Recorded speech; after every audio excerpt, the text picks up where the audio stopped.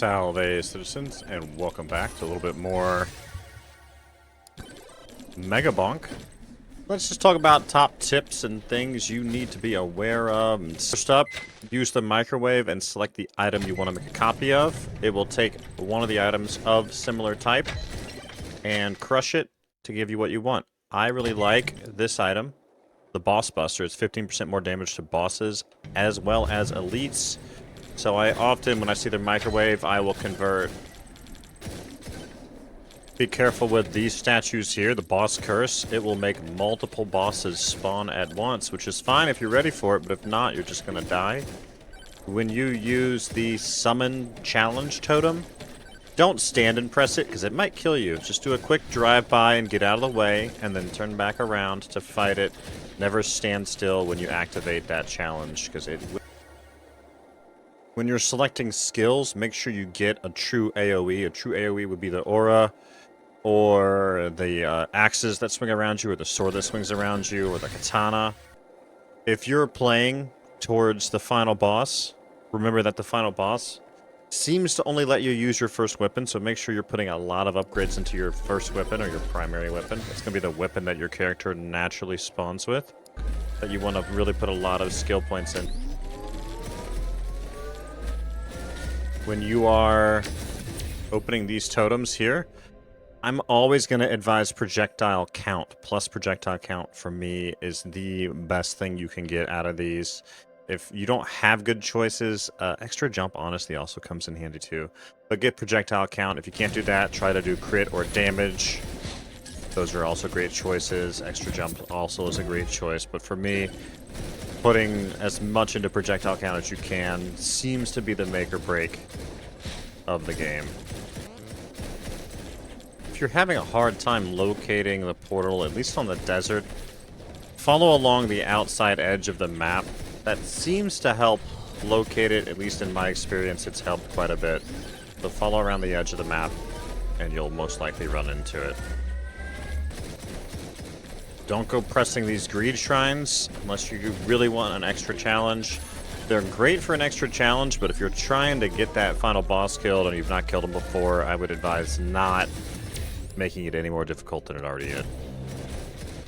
I like to fight the 3-minute swarm near the shrine with the hope that we can get a good power-up or two on the ground so we can have a better time of fighting the final boss with a nice. So at the 2-minute mark, I will always pull the boss, and it does wind up being 2 little bosses at once because the mini-boss also spawns, but 2 minutes is enough to work down Anubis, especially if you're struggling on the damage front.